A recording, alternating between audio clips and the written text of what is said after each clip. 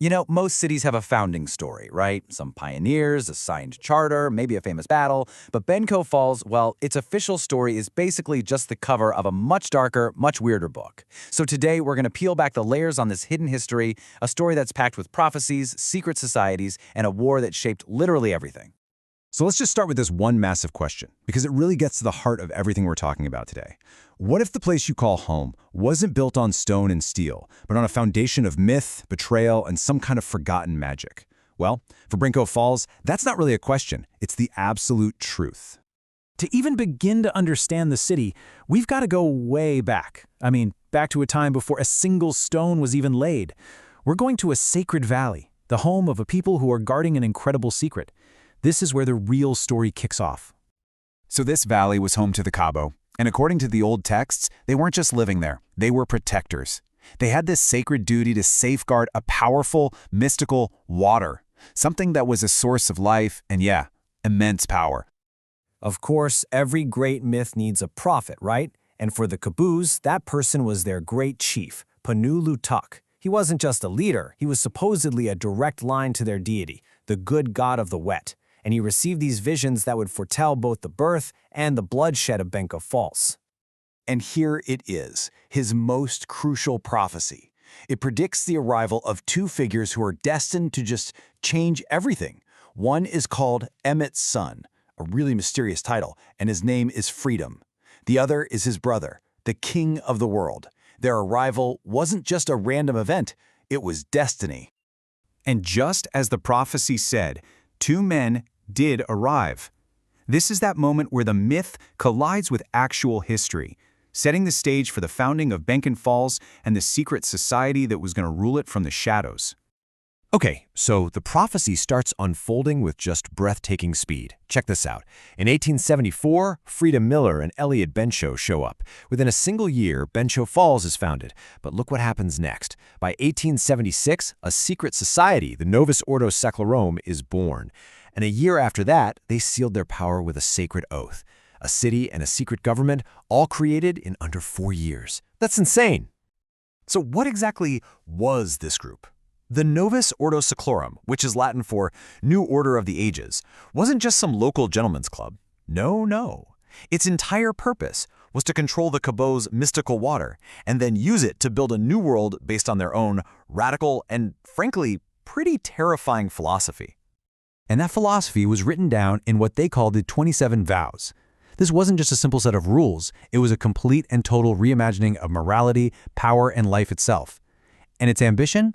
Well, its ambition was absolutely boundless. Their closing creed pretty much reveals everything you need to know about their ambition. It's written in English, Latin, and this is the really telling part, the Cabo's own language. They weren't just building a city, they saw themselves as the heirs to this ancient power, ordained to rule the entire world. And co-opting the native language, that was their first big statement of absolute control.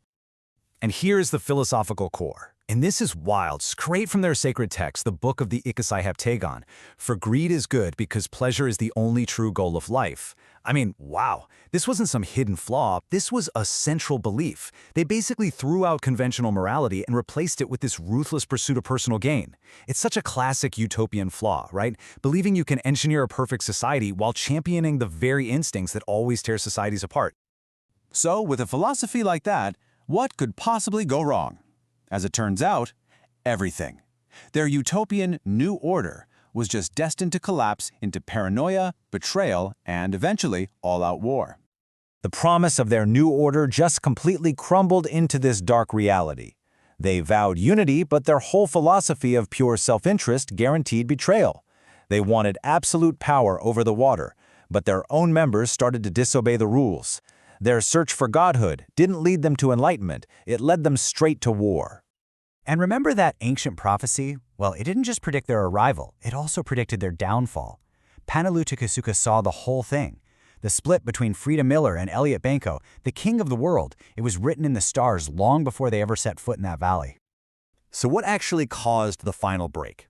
Well, the prophecies point to this perfect storm of conflict. At the very heart of it was Elliot Benco's forbidden affair with a mysterious figure known as the Blue Woman. This act of passion went against their own rigid vows. It was a hypocrisy that, when you combine it with the corruption of their allies and the growing anger of the god they were exploiting, totally lit the fuse for war. So the final result was just inevitable, a brutal civil war. And this wasn't a fight against some outside enemy. Oh no. This was a battle within the Brotherhood itself. Frida Miller against Elliot Benco, founder against founder. The so-called New Order of the Ages completely tore itself apart. Panalulutuk's final vision of this whole conflict is just chilling. It foretells this tragic, almost mythic end. Frida Miller kills Elliot Benco but dies in the process. The sacred waterfall, the very source of their power, would be stained with the blood of the very people who were supposed to be its new guardians.